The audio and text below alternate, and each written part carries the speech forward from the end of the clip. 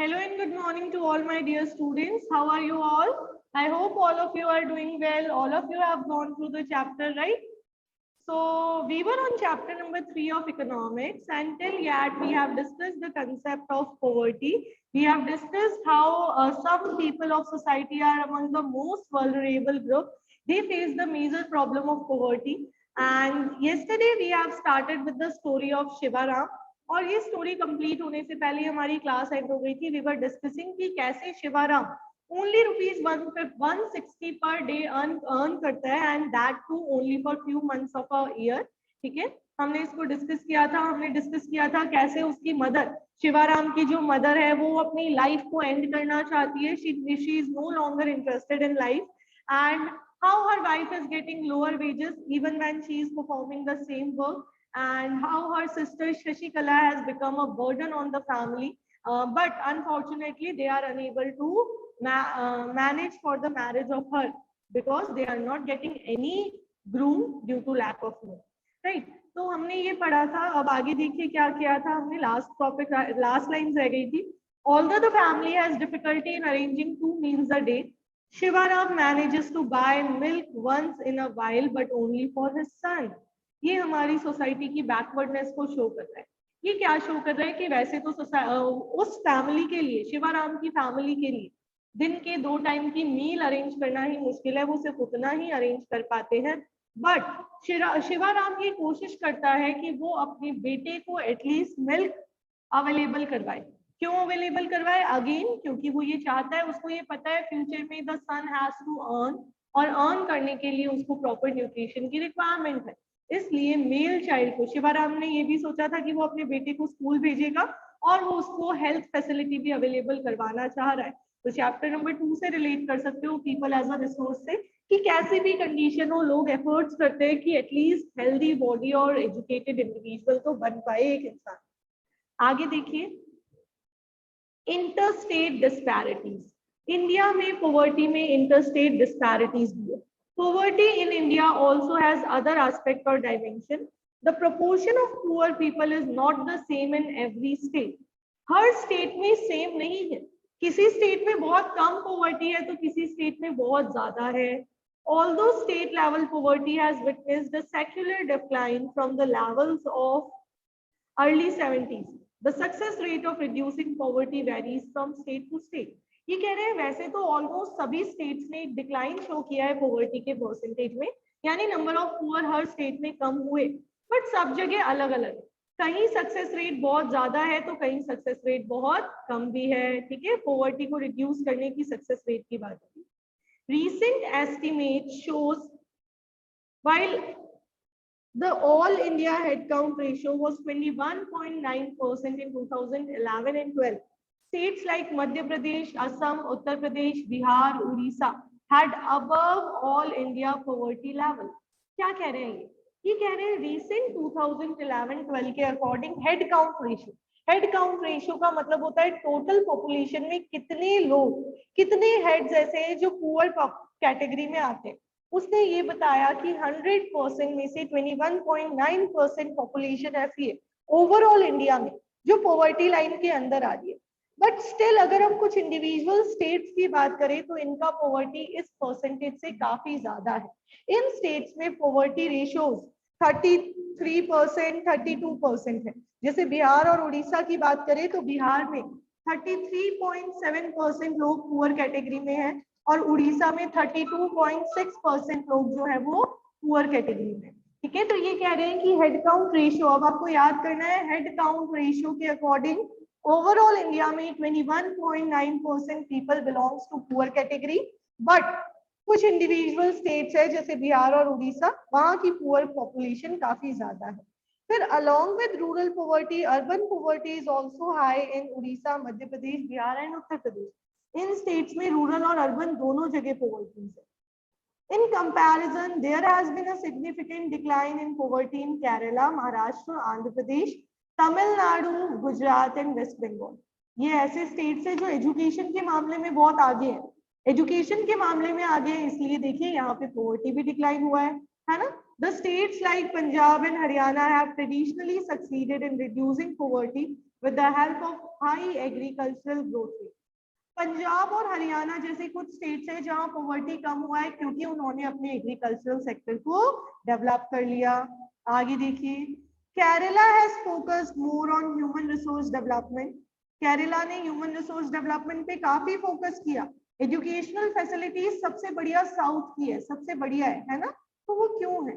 क्योंकि ये लोग फोकस कर रहे हैं HDI पे और इसी वजह से इनका पॉवर्टी लेवल भी कम है। In West Bengal, land reform measures have helped in removing poverty. West Bengal में पुअर पीपल को लैंड्स अवेलेबल करवाई थी ताकि वो एग्रीकल्चरल एक्टिविटीज परफॉर्म कर सके, जिसकी वजह से वहां पॉवर्टी कम हुई। In Andhra Pradesh and Tamil Nadu, public distribution of food grains could have been responsible for improvement. कि आंध्र प्रदेश और तमिलनाडु में भी इम्प्रूवमेंट आया है। वहां क्यों आया है? क्योंकि गवर्नमेंट का पब्लिक डिस्ट्रीब्यूशन सिस्टम बढ़िया रहा, गवर्नमेंट ने लोगों की बेसिक नीड्स को फुलफिल कर दिया। अब आपको ये इंडिया के अलग अलग स्टेट्स की सारी बातें याद करनी पड़ेगी। आगे मूव करते हैं। ग्लोबल पॉवर्टी सिनेरियो की अगर मैं बात करूं तो the proportion of people in different countries living in extremely economic poverty defined by World Bank as living on less than $1.90 per day has fallen from 36% to 10%। यानी overall world में अगर हम पॉवर्टी देखें, वर्ल्ड बैंक के according ऐसा individual जो daily basis पे $1.9 arrange नहीं कर पाता वो पुअर पीपल है। ठीक है, $1.9। तो वैसे पुअर पीपल पूरे वर्ल्ड लेवल पे 36% थे इन द ईयर 1990, लेकिन 2015 तक आते आते 10% रह गए। यानी ये परसेंटेज रिड्यूस हुआ है, वर्ल्ड लेवल पे पॉवर्टी रिड्यूस हुई। तो क्या कह रहे हैं? Although there has been substantial reduction in global poverty, it is marked with great regional differences। यानी ग्लोबल लेवल पे पॉवर्टी तो कम हुई है, लेकिन रीजनल डिफरेंसेस यहाँ भी है। रीजनल डिफरेंसेस का मतलब है ऐसा है कि कुछ कंट्रीज में पॉवर्टी एकदम खत्म हो गई और कुछ कंट्रीज ऐसी रह गई जहाँ पे पॉवर्टी काफी ज्यादा है। ठीक है, तो इंडिया तो पुअर नेशंस में ही आता है। हमें सुनने में बुरा लगता है, बट जब भी इकोनॉमिक्स के सेंस में बात करते हैं तो लोग कहते हैं India is a poor country. ठीक है, तो देखिए क्या लिखा हुआ है। Poverty declined substantially in China and Southeast Asian countries as a result of rapid economic growth and massive investment in human resource development. Number of poor in China has come down from 88.3% to 14.7% and then to 0.7%. China की अगर मैं बात करूं तो 1981 में China की जितनी भी पॉपुलेशन थी उनमें से 88.3% पॉपुलेशन पुअर थी, बट 2015 तक आते आते सिर्फ 0.7% लोग चाइना में ऐसे हैं जो पुअर है, बाकी लोग पुअर ही नहीं। ठीक है, आगे देखिए। In the countries of South Asia, India, Pakistan, Sri Lanka, Nepal, Bangladesh, Bhutan, the decline has also been rapid, 34% in 2005 to 16.2% in 2013. With a decline in percentage of poor, the number of poor has also declined significantly from 510.4 million in 2005 to 274.5 million in 2013. ये बेटा numbers हैं, ये तो आपको learn करने पड़ेंगे, right? पढ़ते ही समझ आ जाएगा आपको कि नंबर ऑफ पुअर पीपल भी डिक्लाइन हुआ है। कितना नंबर डिक्लाइन हुआ है ये आपको याद करो। Because of different poverty line definition, poverty in India is also shown as higher than the national estimate। यानी क्योंकि पॉवर्टी लाइन के अलग अलग एस्टिमेट्स होते हैं, नेशनल एस्टिमेट्स के अकॉर्डिंग इंडिया में पॉवर्टी कम है, बट अगर मैं यहाँ पे बात करूं कि एक्चुअल लेवल में हम ये कहते हैं कि पॉवर्टी ज्यादा है। ठीक है, हमें लगता है कि नहीं पॉवर्टी तो है, इंडियन इकोनॉमी में पॉवर्टी तो है, हम ऑब्जर्व कर सकते हैं इंडियन इकोनॉमी में पॉवर्टी की सिचुएशन। आगे देखिए क्या लिखा हुआ है आपके लिए। ये कह रहे हैं the सब-Saharan Africa poverty in fact declined from 51% in 2005 to 41% in 2015. In Latin America, the ratio of poverty has also declined from 10% in 2005 to 4% in 2017. अलग अलग जगह का बता रखा है आपको। Poverty has also resurfaced in some of the former socialist country like Russia, where officially it was non-existent earlier. ये कह रहे हैं कुछ सोशलिस्ट इकोनॉमीज थी जहां गवर्नमेंट की पावर से ही इकोनॉमी चलती थी, वहां वो लोग ऑफिशियली तो ये शो करते थे कि हमारे देश में कोई पुअर है ही नहीं।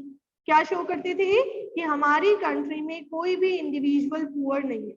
बट ऐसी कंट्रीज में भी हमें बाद में पता चला कुछ डेटा से कि नहीं, कुछ कुछ पॉवर्टी के लेवल्स तो यहाँ पे भी है, कुछ हद तक तो पॉवर्टी इन नेशंस में भी पाई जा सकती है। फिर आगे देखिए क्या कह रहे हैं, ये आपको कह रहे हैं table 3.2 shows the proportion of people living under poverty in different countries as defined by international poverty line. International poverty line क्या कहती है? $1.9 पर डे। अगर नहीं है तो आप पुअर हो। तो अलग अलग स्टेट्स, अलग अलग नेशंस की आपको बताई हुई है, सिर्फ डेटा आपको देखना है। और ये बताया हुआ है इंडिया के अलग अलग स्टेट्स का poverty ratio of selected Indian states, Bihar, Orissa, Assam. आप इसको देख के ये पता लगा सकते हो कि सबसे कम पॉवर्टी केरला में, और डायरेक्टली रिलेट कर सकते हो कि क्योंकि केरला में सबसे बढ़िया एजुकेशन है इसलिए वहां पॉवर्टी सबसे कम है। ठीक है, फिर आगे देखिए क्या कह रहे हैं ये,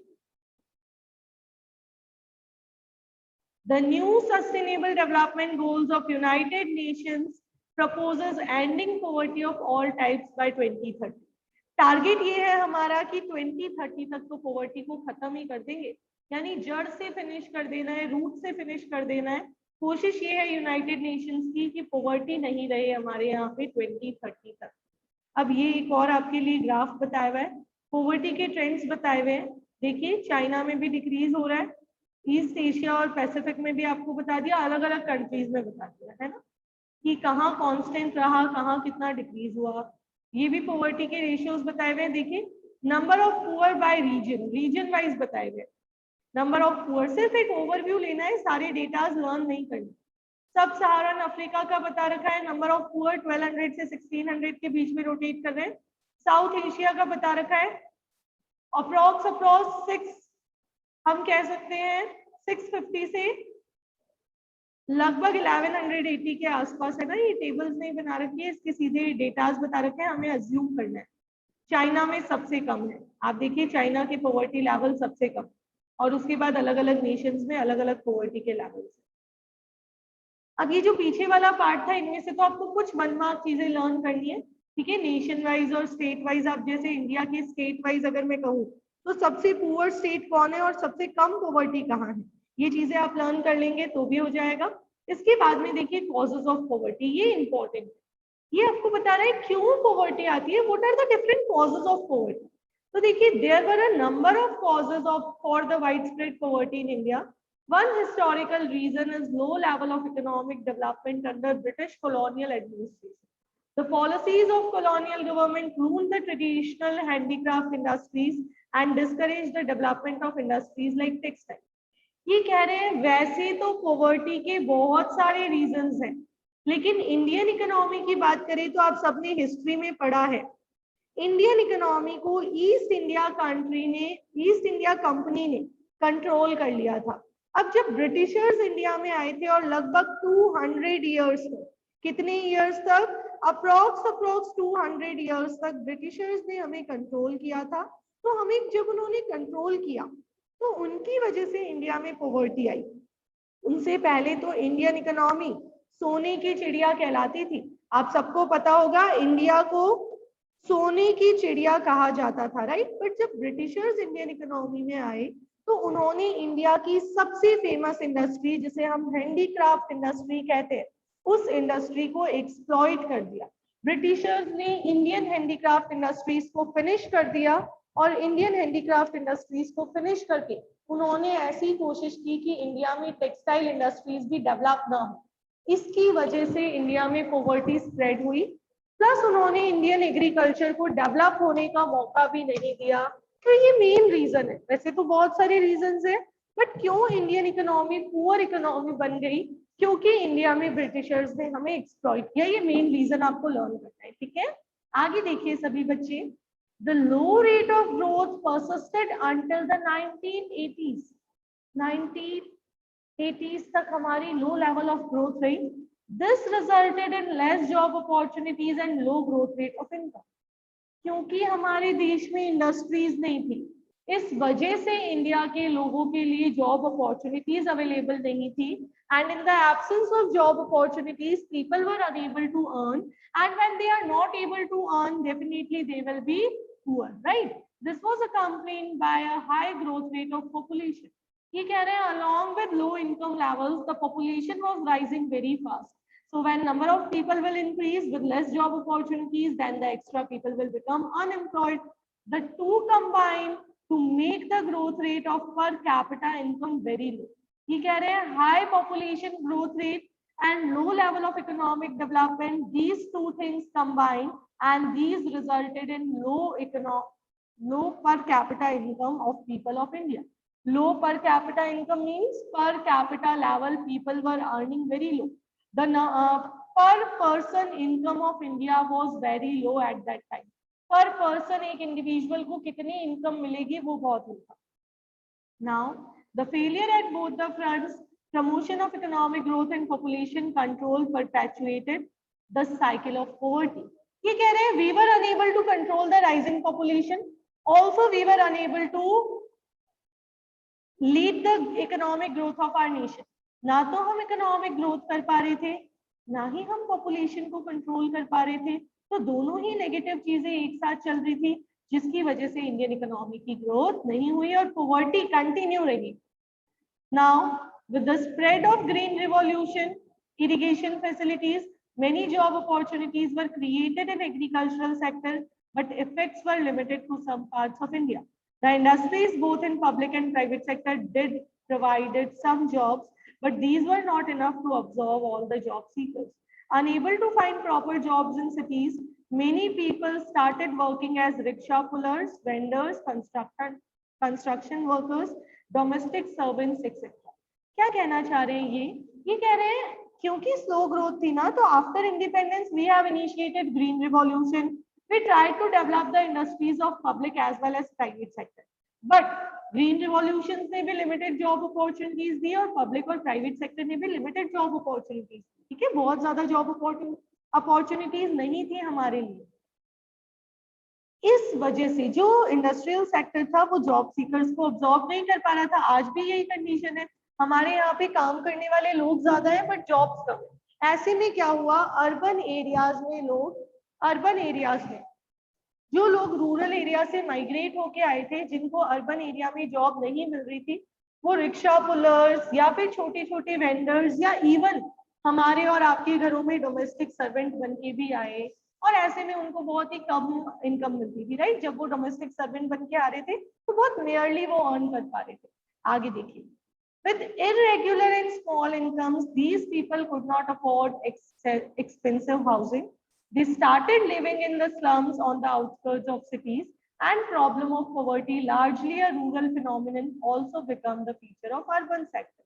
ये कह रहे हैं ये जो लोग रूरल एरिया से अर्बन एरिया में आए, ये सोच के that industry will provide them additional job opportunities, they failed to get jobs in urban areas also, right. अब जब वो अर्बन एरिया में जॉब्स नहीं थी तो इनकम्स लो थी.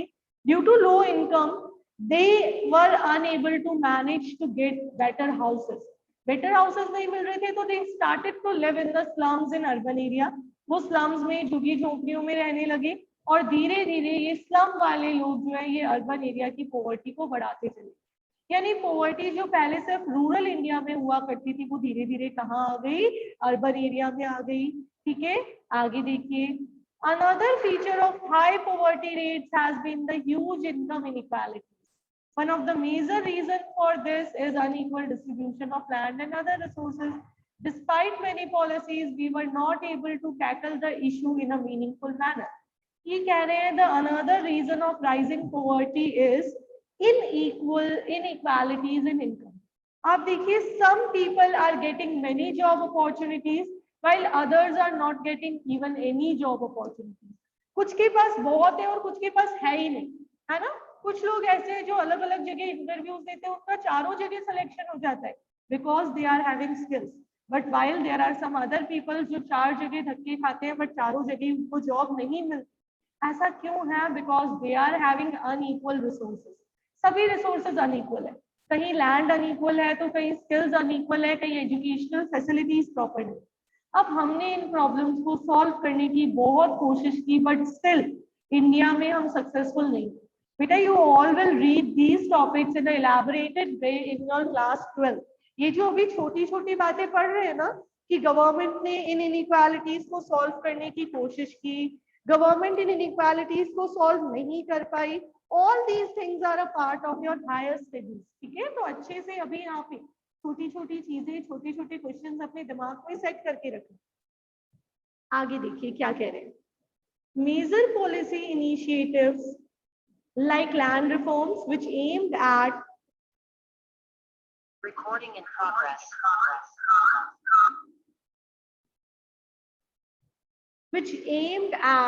wait for a second, redistribution of assets in rural areas have not been implemented properly and effectively by most of the state government।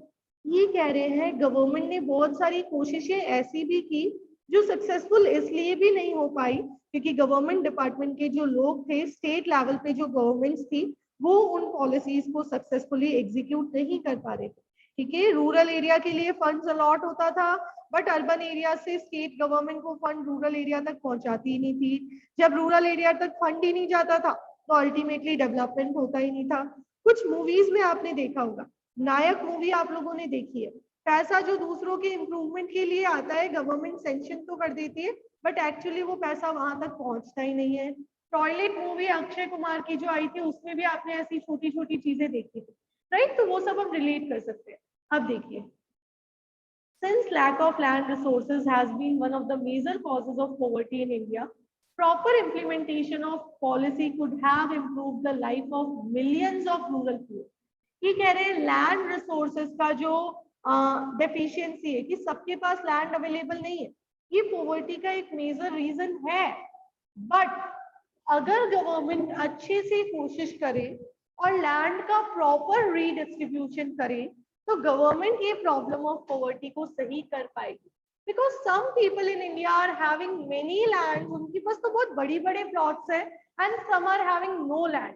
तो ऐसे में अगर हम कोशिश करें कि जिनके पास बहुत ज्यादा लैंड है उनकी कुछ लैंड लैंडलेस लेबरर्स को दे दी जाए तो शायद कंडीशंस इंप्रूव हो सकती हैं। ठीक है, आगे देखिए, many other socio cultural and economic factors also are responsible for poverty. और भी बहुत सारी चीजें हैं जो पॉवर्टी के लिए रिस्पॉन्सिबल है। In order to fulfil social obligations and observe religious ceremonies, people in India including very poor spend a lot of money. क्या कह रहे हैं? ये कह रहे हैं इंडिया में सोशल ऑब्लिगेशंस और रिलीजियस सेरेमनीज को प्रायोरिटी दी जाती है, पैसा नहीं भी होता ना तो भी खर्च किया जाता है। अब आप देखिए, क्या आप सबने सुना है, पैसा नहीं होता तो भी पुअर फैमिलीज में गर्ल चाइल्ड की मैरिज पे एक फादर बोरोइंग करके भी अपनी बेटी की शादी अच्छे से करता है। ऐसी बहुत सारी चीजें हमने सुनी है। तो वही चीज यहाँ पे कह रहे हैं कि कुछ सोशल ऑब्लिगेशंस और कुछ रिलीजियस सेरेमनीज हैं जिनको इंडियन पीपल प्रायोरिटी देते हैं। उनके पास पैसा नहीं होता तो भी वो उन चीजों पे खर्च करते हैं, राइट? पैसा नहीं है तो भी शादी पे तो गोल्ड देना ही पड़ेगा क्योंकि सभी लोग देते हैं। तो ऐसे कुछ ओल्ड ट्रेडिशंस है जो हमें और पुअर बनाते हैं। Now, small farmers need money to buy agricultural inputs like seeds, fertilizers, pesticides, etc. Since poor people hardly have savings, they borrow. Unable to repay because of poverty, they become victims of indebtedness. So, the high level of indebtedness is also both the cause and effect of poverty. क्या कह रहे हैं ये कह रहे हैं जो small farmers है या पुअर पीपल है उनके पास पैसा तो होता नहीं है। अब जब उनको एक्सट्रीम रिक्वायरमेंट पड़ती है तो because they are having no saving, वो लोग क्या करते हैं, बोरोइंग करते हैं। सेविंग्स नहीं है तो ऐसे लोग बोरो करते हैं, और जब वो लोग बोरो करते हैं तो वापस रीपे ही नहीं कर पाते। Why? Because again they are not having income. If I am not having income, I am earning 2,000 rupees per month or I am earning 5,000 rupees per month. Now I have borrowed money to meet some religious ceremony. So definitely ये borrowing मुझे और poor बनाती जाएगी because I will be unable to repay the amount. तो ऐसे reasons भी हमें poverty की तरफ खींच के लेके जाते हैं।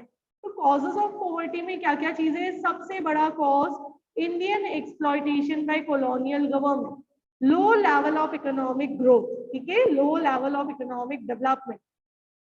Number 2, high growth rate of population.